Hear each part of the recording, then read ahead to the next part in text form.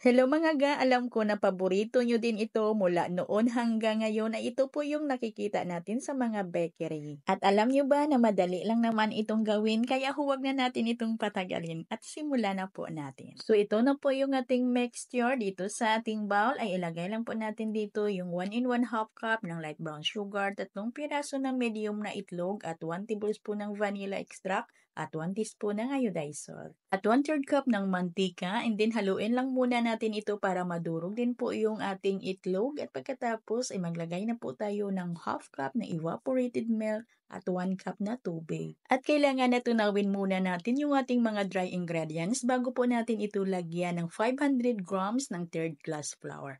Pwede tayo ditong gumamit ng cake flour at pwede ding all-purpose flour. At lagyan natin ito ng 2 tablespoon ng baking powder at 1 teaspoon ng baking soda. At haluin lang po natin ito hanggang sa mag-well combine po yung ating mga ingredients at nang kuminis din po yung ating mixture. At mga ga, iwasan lang po natin itong ma-overmix. At ito lang kalapot or yung consistency ng ating mixture at hatiin po natin sa dalawa yung ating mixture dahil maglagay po tayo dito ng cocoa powder sa isang hati po natin. Naglagay lang po ako dito ng 1/4 cup ng cocoa powder at 1/4 cup ng evaporated milk. At haluin lang po natin ito hanggang mag-well combine po yung ating cocoa powder dito sa ating mixture at pwede na po natin itong isalin sa ating mga piping bag. At gagamit po tayo dito ng mamon molder at kailangan po ibanyahan lang po natin ito ng medyo makapal lang po na margarine o di kaya shortening para hindi naman didikit yung ating mamon pag ito'y naluto.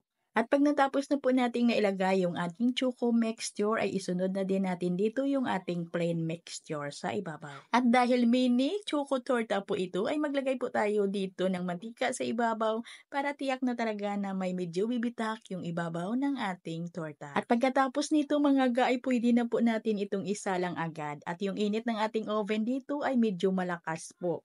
Yung init ng aking oven dito ay nasa 230 degrees Celsius at ito'y niluto ko po sa loob ng 15 minutes. At sa ating kalahating kilo na harina ay nakagawa po tayo dito ng 48 pieces. At mga ga, yung bitahan namin dito ay 6 pesos po. Kayo mga ga, depende na ho yan sa laki ng mamon po ninyo. At depende ho yan sa costing din ninyo. Kayo'y mag-costing lang para malaman din po ninyo kung magkano po ang inyong bintahan dito. Hanggang dito lang, maraming salamat at ito pong muli ang inyong kainday at bye-bye.